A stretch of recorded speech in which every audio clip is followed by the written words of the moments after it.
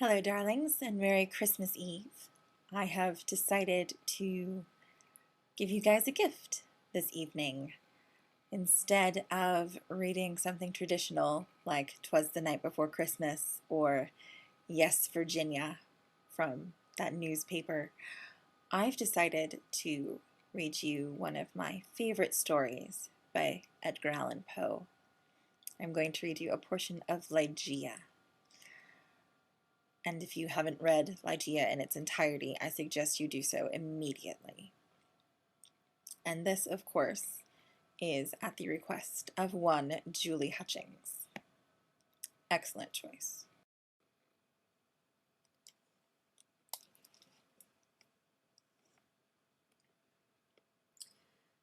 There is no point, among the many incomprehensible anomalies of the science of the mind, more thrillingly exciting than the fact, never, I believe, noticed in the schools, that in our endeavors to recall to memory something long forgotten, we often find ourselves upon the very verge of remembrance, without being able, in the end, to remember.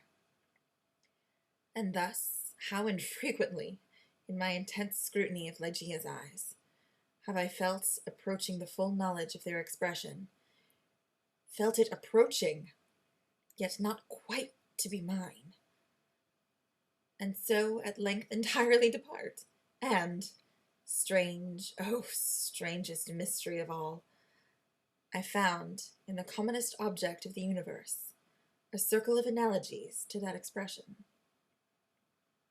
I mean to say that subsequently, to the period when Ligeia's beauty passed into my spirit, though dwelling as in a shrine, I derived, from many existences in the material world, a sentiment such as I have felt always aroused within me by her large and luminous orbs. Yet not the more could I define that sentiment, or analyze, or even steadily view it. I recognized it, let me repeat, sometimes in the survey of a rapidly growing vine, in the contemplation of a moth, a butterfly, a chrysalis, a stream of running water. I have felt it in the ocean, in the falling of a meteor. I have felt it in the glances of unusually aged people. And there are one or two stars in heaven, one especially, a star of the 6th magnitude, double and changeable, and to be found near the largest star in Lyra. In a telescopic scrutiny of which I have been made aware of the feeling. I have been filled with it by certain sounds of stringed instruments, and not unfrequently by passages from books. Among innumerable other instances, I well remember something in a volume of Joseph Glanville, which, perhaps merely from its quaintness, who shall say, never failed to inspire me with the sentiment, and the will therein lieth, which dieth not, who knoweth the mysteries of will with its vigour. For God is but a great will pervading all things by nature of its intentness. Man doth not yield him to the angels, nor unto death utterly, save only through the weakness of his feeble will. Length of years and subsequent reflection have enabled me to trace, indeed, some remote connection between this passage in the English moralist and a portion of the character of Ligeia. An intensity in thought, action, or speech was possibly, in her, a result, or at least an index, of the gigantic volition which during our long intercourse failed to give other and more immediate evidence of its existence. Of all the women whom I have ever known, she, the outwardly calm, the ever-placid Ligeia, was the most violently prey to the tumultuous vultures of stern passion. And of such passion I could form no estimate, save by the miraculous expansion of those eyes which at once so delighted and appalled me, by the almost magical melody, modulation, distinctness, and placidity of her very low voice, by the fierce energy rendered doubly effective by contrast with her manner of utterance, of the wild words which she habitually uttered. I have spoken of the learning of Ligeia. It was immense, such as I have never known in a woman. In the classical tongue she was deeply proficient, and as far as my own acquaintance extended in regard to the modern dialects of Europe, I have never known her at fault. Indeed, upon any theme of the most admired, because simply the most abstruse of the boasted erudition of the Academy, have I ever found Ligeia at fault. How singularly, how thrillingly, this one point in the nature of my wife has forced itself, at this late period only, upon my attention. I said her knowledge was such as I have never known in a woman. But where breeds the man who has traversed, and successfully, all the wide areas of moral, physical, and mathematical science? I saw not then what I now clearly perceive, that the acquisitions of Ligeia were gigantic, were astounding. Yet I was sufficiently aware of her infinite supremacy to resign myself, with a childlike confidence, to her guidance through the chaotic world of metaphysical investigation at which I was most busily occupied during the earlier years of our marriage. With how vast a triumph, with how vivid a delight, with how much of all that is ethereal in hope did I feel. She bent over me in studies, but sought little, but less known, that delicious vista by slow degrees expanding before me, down whose long, gorgeous, and all untrodden path I might at length press onward to the goal of a wisdom too divinely precious not to be forbidden. How poignant, then, must have been the grief with which, after some years, I beheld my well-grounded expectations take wing to themselves and fly away. Without Ligeia, I was but a child groping benighted.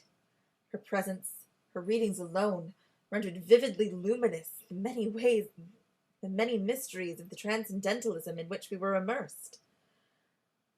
Wanting the radiant luster of her eyes, letters, lambent and golden, grew duller than Satyrian lead. And now those eyes shone less and less frequently upon the pages over which I pored. Ligeia grew ill. The wild eyes blazed with a too glorious effulgence. The pale fingers became of the transparent waxen hue of the grave, and the blue veins upon the lofty forehead swelled and sank impetuously with the tides of the most gentle emotion. I saw that she must die, and I struggled desperately in my spirit with the grim Azrael. And the struggles of the passionate wife were, to my astonishment, even more energetic than my own. There has been much in her stern nature to impress me with the belief that, to her, death would have come without its terrors. But not so. Words are impotent to convey any just idea of the fierceness of resistance with which she wrested with the shadow. I groaned in anguish at the pitiable spectacle. I would have soothed, I would have reasoned, but in the intensity of her wild desire for life, but for life, solace and reason were alike the uttermost folly. Yet not until the last instance, amid the most convulsive writhings of her fierce spirit, was shaken the external placidity of her demeanor. Her voice grew more gentle, grew more low. Yet I would not wish to dwell upon the wild meanings of the quietly uttered words. My brain reeled as I hearkened, entranced to a melody more than mortal, to assumptions and aspirations which mortality had never known before. That she loved me, I should not have doubted, and I might have been easily aware that, in a bosom such as hers, love would have reigned no ordinary passion. But in death only was I fully impressed with the strength of her affection. For hours, detaining my hand, she would pour out before me the overflowing of a heart whose more than passionate devotion amounted to idolatry. How had I deserved to be so blessed by such a confession? How had I deserved to be so cursed with the removal of my beloved in the hour of her making them? But upon this subject I cannot bear to dilate.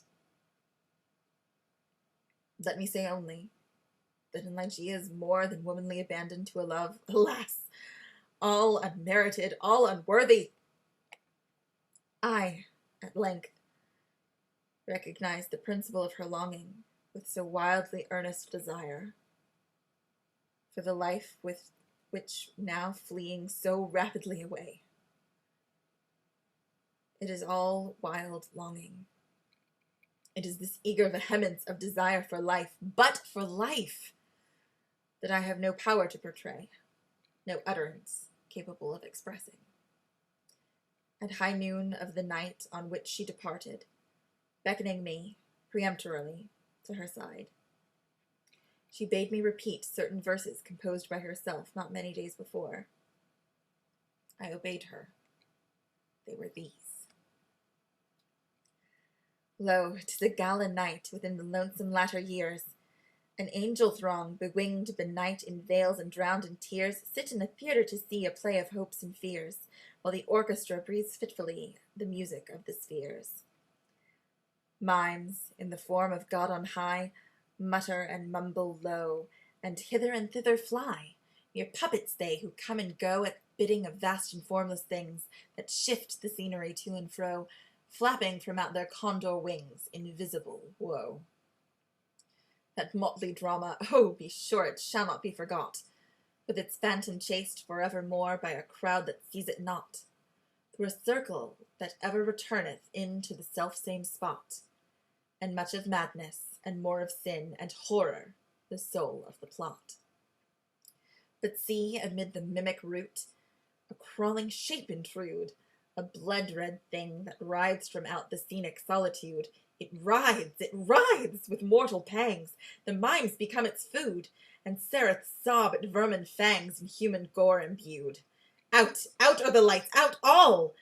And over each quivering form the curtain, a funeral pall, comes down with the rush of a storm, and the angels, all pallid and wan, uprising, unveiling, affirm that the play is the tragedy, man, and its hero, the conqueror worm.